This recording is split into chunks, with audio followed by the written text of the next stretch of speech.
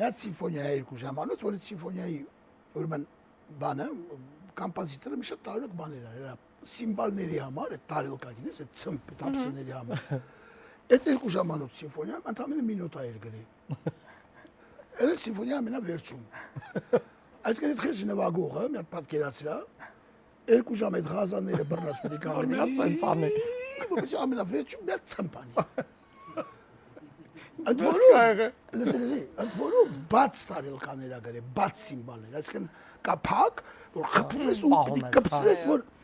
ձայնը սենց։ Կա բաց, որ խփում ես ու պետք է այսպես բացես, որ այդ ձայնը գնա ու վիբրատո ա գրի, այսինքն պետք է խփես ու ձերքերդ սենց անես, այսպես,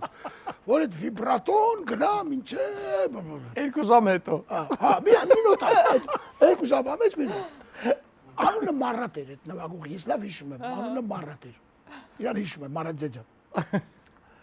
Ուրեմն համերգը սկսվում է, բոլորը ինչ-որ բանով զբաղված են, այս խես Մարատս,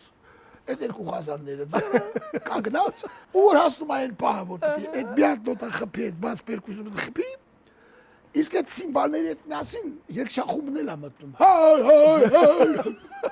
Ուրեմն հայրը սպարծա աջ ձերքով երկշախումբի մուտքն ա տալի, որտեղ 68-ի մարդ ա, որ միասին մտնեն, չէ՞։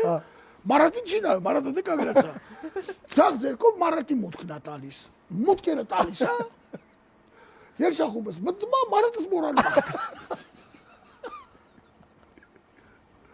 Սպասի մամենասիրը, սպասի։ Ու մինչև որ դու տես ուղեղ այդ Մարատի ոնց աշխատում, հայրս ջղանացած շուրա գալի դեպի իրան, որ նայի որ ինչի չի խփել, իրան չի կորցնում, ուղիղ հորս աչքերի մեջ նայելով սենց անում։ Յանը խփել է մարդը։ Խփել է վիբրատոլա։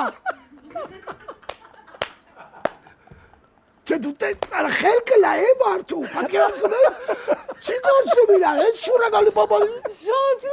Իբր թե խփել է այո վիբրատոյի մոմենտն է։ Այ։ Հիմա սպասի շարունակություն։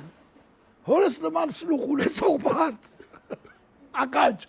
որ ասա 20 ջութակից կարող ասե 15 ջութակը ֆալշ է նվագում։ Ստացվում ա որ այդ ահռելի ցմփը չի լսե։ Չի լսե։ Բարթնայ բավարի Ապեն արել ավասեմ լսել։